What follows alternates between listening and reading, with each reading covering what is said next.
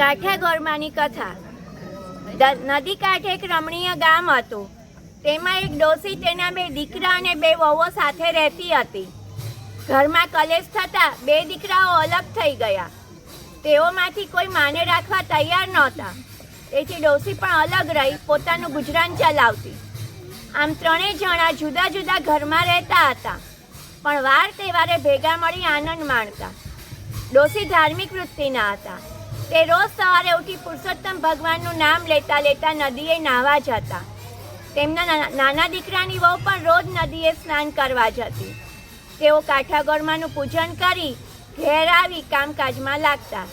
જ્યારે મોટા દીકરાની વહુ ઉઠતા જ ઘરની ઝંઝટમાં લાગી જતી. દીકરા દીકરી અને પતિને આ કરો તે હુકમો છોડ્યા કરતી. તે 2 પૈસે સુખી હતી, તેથી તેને પૈસાનું અભિમાન આવી ગયું હતું. સાથે કંઈક હતું એથી તો તેમના અભિમાનનો પારો ઓર ચઢ્યો હતો. તે સમજતી કે ગામમાં મારા જેવું કોઈ નથી.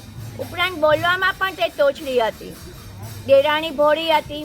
એક દિવસ નદીએ જતા તેણે જેઠાણીને ઘેર જઈ કહ્યું, જેઠાણી, આજે તો મારી સાથે નદીએ નાહવા ચાલો.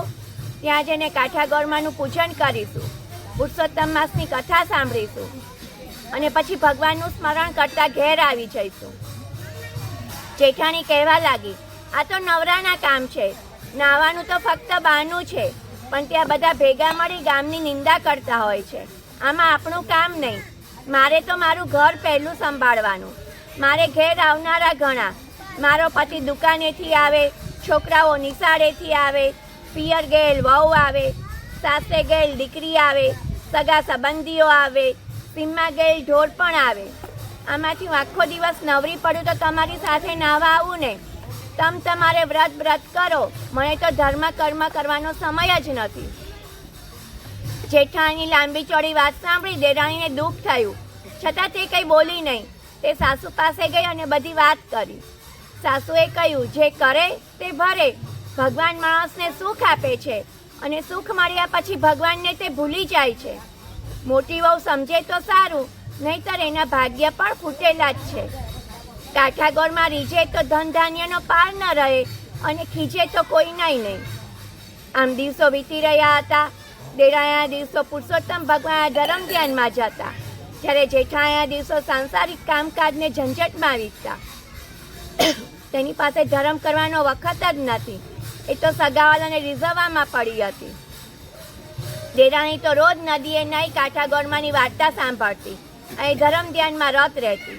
આથી કાઠિયાગોરમાં દેરાણી ઉપર રીઝ્યા અને ઘણી સુખ સાયાબી દીધી.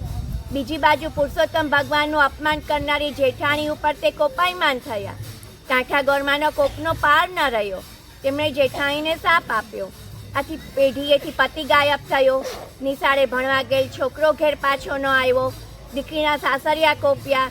તેથી તેની દીકરીને તેની મા પાસે જવા ન દીધી. પિયર ગયેલી વહુ પાછી ન આવી. કોઈ સગાવાલા ન આવ્યા. સીમમાં ગયેલ ઢોર પણ પાછા ન ફર્યા. આમ અણધાર્યું બનવાથી જેઠાણી હેપતાઈ ગઈ. તેના શોકનો પાર ન રહ્યો. તેને પોતાની ભૂલ સમજાણી. તે દેરાણી પાસે પહોંચી અને પોતાના દુઃખની વાત તેણે દેરાણીને કરી. દેરાણીએ તેને સાસુ પાસે લઈ ગઈ. સાસુ ઓટલે બેસી માળા ફેરવી રહ્યા હતા. ત્યાં તો જેઠાણી આવીને તેમના પગમાં પડી વાર્તાલાપ કરતા કહેવા લાગી, માં, હું તો લૂંટાઈ ગઈ. મારો તો પતિ ગયો, પુત્ર ગયો, ઢોર ઢાંખરા ગયા. સવડા નાખું ત્યાં અવળા પડે છે. માટે કંઈક રસ્તો બતાવો. તમે કહેશો તેમ હું કરીશ. સાસુએ કહ્યું, મોટી વહુ, તે જાણી અજાણીએ પણ પુરુષોત્તમ ભગવાનનું અપમાન કર્યું છે. આથી કાઠિયાગોરમાં તારા ઉપર કોપાયમાન થયા છે. તેથી તારા બધા કાર્યો અવળા થાય છે. આથી કરીને તું પુરુષોત્તમ માસનું સ્નાન કર, ધર્મ ધ્યાન કર, કાઠિયાગોરમાંનું પૂજન કરી એમને વિનવણી કર, ભૂલની ક્ષમા માગ. હવે મારી એક વાત સાંભળ. ધર્મ થાય તો કરીએ, પણ ધર્મનો અનાદર કદી ન કરીએ.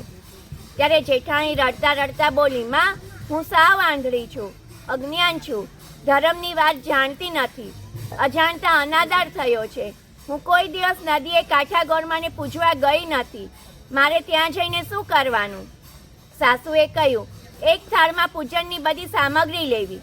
તેમાં શ્રીફળ, પુષ્પ, ચોખા, સોપારી, કંકુ, અબીલ, ગુલાલ, ધૂપ, અગરબત્તી મૂકી હાથમાં પૂજનનો થાળ લઈ ખભે ચૂંદડી નાખી ઢોલીને લઈ થોડી સ્ત્રીઓ સાથે વાંચતે ગાજતે નદીએ જા. ત્યાં જઈ પુરુષોત્તમ ભગવાનનું નામ લઈ સ્નાન કરી કપડાં બદલીને પુરુષોત્તમ ભગવાનની પ્રાર્થના કરજે. પછી કાંઠા ગોરમાનું પૂજન કરી કાલાવાલા કરજે. હે ગૌરીમાં, હું અજ્ઞાનતાને લીધે તમારો મહિમા સમજી શકીને આથી મેં તમારા વ્રતનો અનાદર કર્યો. હવે મને મારી ભૂલ સમજાય છે.